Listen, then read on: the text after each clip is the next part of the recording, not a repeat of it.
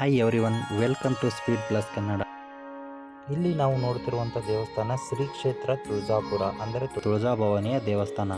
ಈ ದೇವಸ್ಥಾನ ಇರುವುದು ಮಹಾರಾಷ್ಟ್ರದ ಒಸ್ಮಾನಾಬಾದ್ ಜಿಲ್ಲೆಯ ತುಳಜಾಪುರ್ನಲ್ಲಿದೆ. ಈ ದೇವಾಲಯವು 12ನೇ ಶತಮಾನದಲ್ಲಿ ಈ ದೇವಾಲಯವನ್ನು ನಿರ್ಮಿಸಲಾಗಿದೆ. ದೇವಾಲಯವು ಮಹಾರಾಷ್ಟ್ರದ ಹಿಂದೂ ಯಾತ್ರಾ ಸ್ಥಳವಾಗಿದ್ದು 51ನೇ ಶಕ್ತಿ ಪೀಠಗಳಲ್ಲಿ ತುಳಜಾಭವಾನಿ ದೇವಾಲಯವು ಕೂಡ ಒಂದು. ಈ ದೇವಾಲಯವು 3 ಮುಖ್ಯ ದ್ವಾರಗಳನ್ನು ಹೊಂದಿದ್ದು, ಅದರಲ್ಲಿ ಮುಖ್ಯ ದ್ವಾರವನ್ನು ಸರ್ದಾರ್ ನಿಂಬಾಳ್ಕರ್ ಅವರ ಹೆಸರನ್ನು ಹೊಂದಿದೆ. ಉಳಿದ 12 ದ್ವಾರಗಳಿಗೆ ಛತ್ರಪತಿ ಶಿವಾಜಿ ಮಹಾರಾಜರ ತಂದೆ ತಾಯಿ ಅಂದರೆ ರಾಜ್ ಶಹಾಜ್ ಮಹಾರಾಜ್ ಮತ್ತು ರಾಜ್ ಮಾತಾ ಜೀಜೋ ಅವರ ಹೆಸರನ್ನು ಇಡಲಾಗಿದೆ. ಹಾಗೆ ತುಳಜಾಭವಾನಿಯನ್ನು ತುಳಜಾ, ದುರ್ಗಾ, ತುರಾಜ್, ತ್ವರಿತಾ, ಅಂಬಾ, ಭಗವತಿ, ಜಗದಂಬಾ ಮತ್ತು ತ್ರಿಪುರ ಸುಂದರಿ ಎಂಬ ಹೆಸರುಗಳಿಂದ ಕರೆಯಲಾಗುತ್ತದೆ. ಇನ್ನು ಮರಾಠ ಸಾಮ್ರಾಜ್ಯದ ಸಂಸ್ಥಾಪಕ ಮಹಾರಾಜ್ ಶಿವಾಜಿ ಪ್ರತಿ ಯುದ್ಧಕ್ಕೂ ಮೊದಲು ಭವಾನಿ ದೇವಿಯ ಆಶೀರ್ವಾದವನ್ನು ಪಡೆಯಲು ಈ ದೇವಾಲಯಕ್ಕೆ ಭೇಟಿ ನೀಡುತ್ತಿದ್ದರು. ಇನ್ನು ಮಹಾರಾಜ್ ಶಿವಾಜಿ ಅವರ ಯುದ್ಧಕ್ಕೆ ಹೋಗುವಾಗ ಮಾತಾ ಭವಾನಿಯವರನ್ನು ಖಡ್ಗವನ್ನು ನೀಡಲಾಗುತ್ತಿದೆ ಎಂದು ಹೇಳಲಾಗುತ್ತೆ.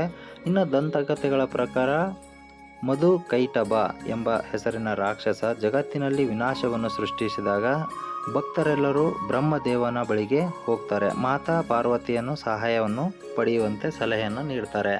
ಇನ್ನು ದೇವಸ್ಥಾನದ ಗರ್ಭಗುಡಿಯಲ್ಲಿ ತುಳಜಾಭವಾನಿಯ 3 ಅಡಿ ಎತ್ತರದ ಪ್ರತಿಮೆ ಇದೆ. ದೇವಿಯು ವಿವಿಧ ಆಯುಧಗಳನ್ನು ಹಿಡಿದ 8 ಕೈಗಳನ್ನು ಹೊಂದಿದ್ದಾರೆ. ಭಕ್ತರ ಕೋರಿಕೆಯ ಮೇರೆಗೆ ಮಾತಾ ಪಾರ್ವತಿಯು ಇತರ ಮಾತಾ ವರಾಹಿ, ವೈಷ್ಣವಿ, ಬ್ರಾಹ್ಮಿ, ಸಾಂಬವಿ, ಕೌಮಾರಿ, ಇಂದ್ರಾಯಣಿ ಶಕ್ತಿಯಿಂದ ಭವಾನಿ ದೇವಿಯ ರೂಪವನ್ನು ಪಡೆಯುತ್ತಾರೆ ಮತ್ತು ದೇವಿಯ ರಾಕ್ಷಸನನ್ನು ಸಂಹಾರ ಮತ್ತು ನಾಶ ಮಾಡಿ ಶಾಂತಿಯನ್ನು ಪುನರ್ಸ್ಥಾಪಿಸ್ತಾರೆ.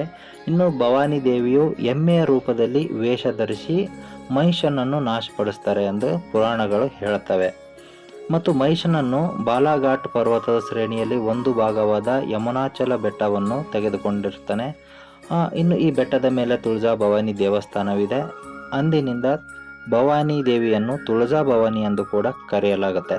ಇನ್ನು ನವರಾತ್ರಿ ಉತ್ಸವ ಸಮಯದಲ್ಲಿ ಹಲವಾರು ಭಕ್ತರು ಯಾತ್ರೆಯಲ್ಲಿ ಈ ದೇವಸ್ಥಾನಕ್ಕೆ ಬರ್ತಾರೆ ಮತ್ತು ನವರಾತ್ರಿ ಉತ್ಸವದ ಸಂಜೆ ಸಮಯದಲ್ಲಿ ದೇವಾಲಯ ಅದ್ಭುತವಾಗಿ ಕಾಣುತ್ತೆ. ಏಕೆಂದರೆ ಇಡೀ ದೇವಾಲಯವು ದೀಪಗಳಿಂದ ಮತ್ತು ಹೂಗಳಿಂದ ಅಲಂಕರಿಸಿರ್ತಾರೆ. ಇನ್ನು ನವರಾತ್ರಿ ಸಮಯದಲ್ಲಿ ಆಧ್ಯಾತ್ಮಿಕ ಮತ್ತು ಧಾರ್ಮಿಕ ಭಾವನೆಗಳು ಕೂಡ ಇಲ್ಲಿ ಇರುತ್ತವೆ. ಇನ್ನು ತುಳಜಾಭವಾನಿ ದೇವಸ್ಥಾನ ನೇರ ಸಂದರ್ಶನದ ಸಮಯ ಹೀಗಿದೆ: ಬೆಳಿಗ್ಗೆ 5 ಗಂಟೆಯಿಂದ 11 ಗಂಟೆ 30 ನಿಮಿಷ, ಮಧ್ಯಾಹ್ನ 12 ಗಂಟೆ 30 ನಿಮಿಷದಿಂದ 7 ಗಂಟೆ, ಸಂಜೆ 7 ಗಂಟೆ 30 ನಿಮಿಷದಿಂದ ರಾತ್ರಿ 9 ಗಂಟೆ. ಇನ್ನು ಆರತಿಯ ಸಮಯ ಹೀಗಿದೆ: ಕಾಕಡ್ ಆರತಿ ಬೆಳಿಗ್ಗೆ ಜಾವ 4:30ಕ್ಕೆ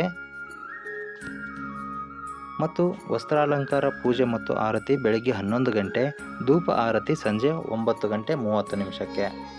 ಇನ್ನು ತುಳಜಾಭವಾನಿ ದೇವಸ್ಥಾನಕ್ಕೆ ಅಂದರೆ ತುಳಜಾಪುರಕ್ಕೆ ಬರುವ ಮಾರ್ಗಗಳು ಹೀಗಿವೆ. ವಿಮಾನ ಮಾರ್ಗದಲ್ಲಿ ಬರುವವರಿಗೆ ತುಳಜಾಪುರದಿಂದ 288 ಕಿಲೋಮೀಟರ್ ದೂರದಲ್ಲಿರುವ ಔರಂಗಾಬಾದ್ ಹತ್ತಿರದ ವಿಮಾನ ನಿಲ್ದಾಣವಿದೆ.